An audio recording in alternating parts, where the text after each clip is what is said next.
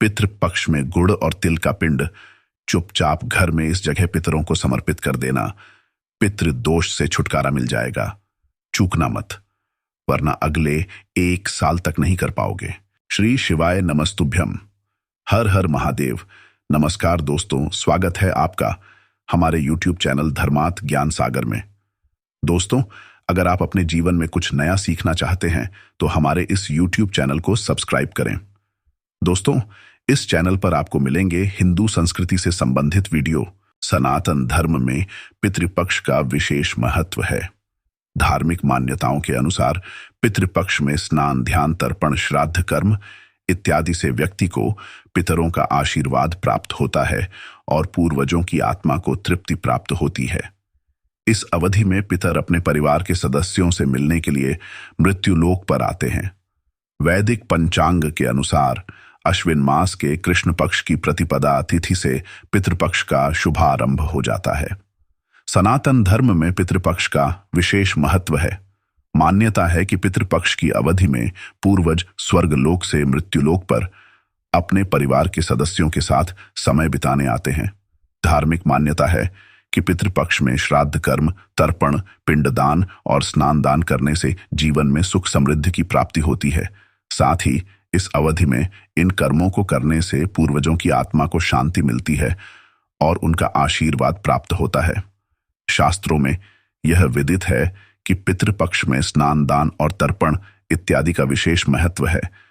इस अवधि में किसी ज्ञानी द्वारा ही श्राद्ध कर्म या पिंडदान इत्यादि करवाना चाहिए। साथ ही किसी ब्राह्मण को या जरूरतमंद को अन्न, धन या वस्त्र का दान करें। ऐसा करने से पितरों का आशीर्वाद प्राप्त होता है।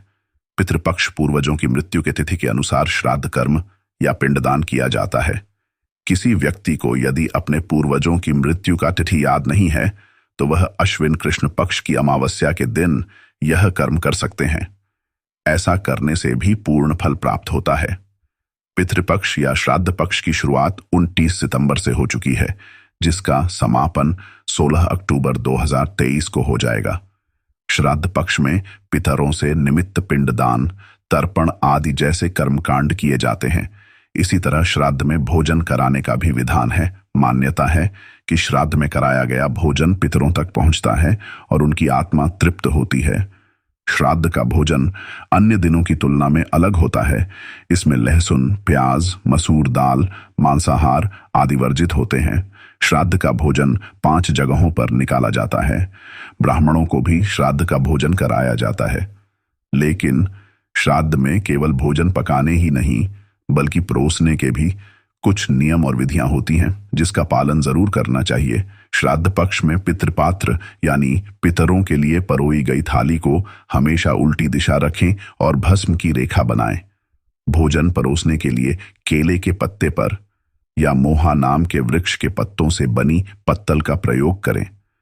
ये बाजार में आसानी से मिल जाते हैं। श्राद्धीय ब्राह्मणों की थाली में भूलकर भी अलग से नमक नहीं परोसना चाहिए। पके हुए अन्न जैसे लड्डू आदि को हमेशा हाथ से परोसें और अन्य चीजें जैसे तरकारी, चटनी या सलाद के लिए किसी पात्र या चमचे का उपयोग कर सकते हैं। सभी सनातन धर्मावलंबियों को अपने पितरों की कृपा आशीर्वाद पाने के लिए श्राद्ध पक्ष के मध्य तर्पण, श्राद्ध कर्म आदि अवश्य करने चाहिए। शास्त्र कहते हैं कि श्राद्धात् परतरम नान्यच्छेयस्कर्मुदाहृतम तस्मात् सर्व प्रयत्नेन श्राद्धम कुर्यात् विचक्षण। अर्थात इस संसार में दैहिक, दैविक और भौतिक तीनों तापों से मुक्ति पाने के लिए श्राद्ध से बढ़कर कोई अन्य उपाय नहीं है। इसीलिए मनुष्य को यत्नपूर्वक श्राद्ध करना चाहिए।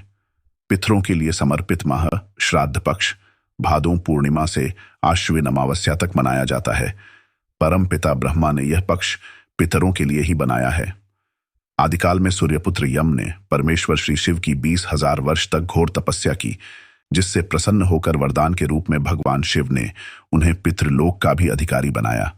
शास्त्र मत है कि जो प्राणी वर्ष पर्यंत पूजा पाठ आदि नहीं करते, वे भी अपने पितरों का श्राद्ध तर्पण करके इष्ट कार्य सिद्धि और पुण्य प्राप्त कर सकते हैं। यदि किसी के परिवार में वंश वृद्धि नहीं हो रही है तो उन्हें अवश्य ही पितृपक्ष में अपने परिवार के पूर्वजों को तर्पण करके और उन्हें प्रसन्न करने के लिए उनके मनपसंद का भोग लगाना चाहिए।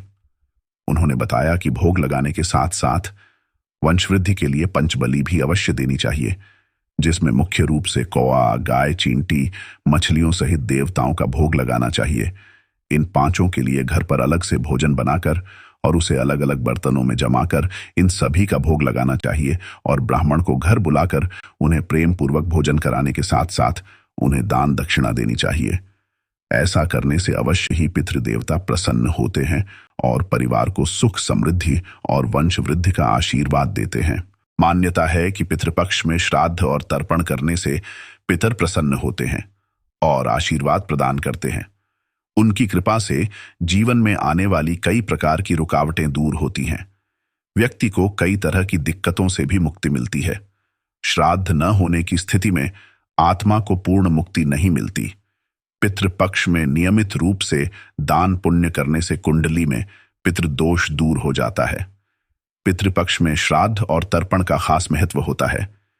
पितृपक्ष में न करें ये गलतियां हिंदू शास्त्रों में प्याज और लहसुन को तामसिक माना जाता है, जो हमारी इंद्रियों को प्रभावित करती है। पितृपक्ष की अवधि के दौरान खाने में प्याज लहसुन का इस्तेमाल करने से बचना चाहिए। पितृपक्ष के दौरान कोई भी जश्न या उत्सव नहीं मनाना चाहिए और ना ही इसका हिस्सा बनना चाहिए। इस अवधि में किसी भी तरह का जश्न मनाने से आपके पूर्वजों के प्रति आपकी श्रद्धा प्रभावित होती है। पितृपक्ष की अवधि को अशुभ माना जाता है, इसलिए इस दौरान कुछ भी नया शुरू ना करने की सलाह दी जाती है। इस दौरान परिवार के सदस्यों को कुछ भी नई चीज नहीं खरीदनी चाहिए। पितृपक्ष का समय पूर्वजों को समर्पित है, इसलिए इस अवधि में शराब या मांसाहारी भोजन के सेवन से बचना चाहिए।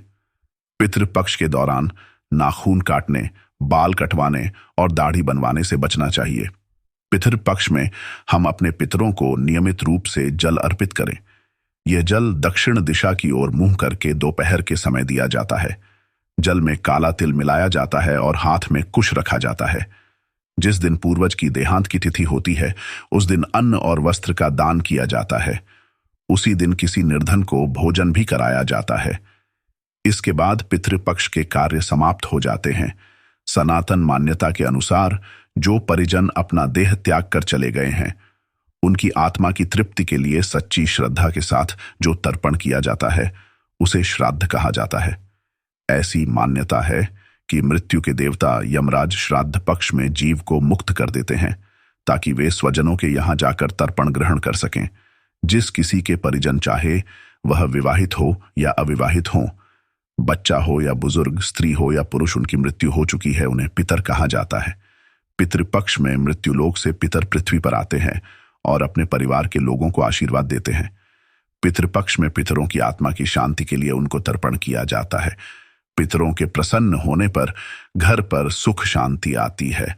जब पितृपक्ष प्रारंभ होता है तो उसके हर दिन की एक तिथि होती है। जैसे इस साल 30 सितंबर को द्वितीया श्राद्ध है, यानी पितृपक्ष में श्राद्ध की द्वितीया तिथि है। जिन लोगों के पितरों का निधन किसी भी माह की द्वितीया तिथि को हुआ होता है, वे लोग अपने पितरों का श्राद्ध कर्म पितृपक्ष में द्वितीया श्राद्ध को करते हैं। श्राद्ध के दौरान काले तिल का दान जरूर करना चाहिए।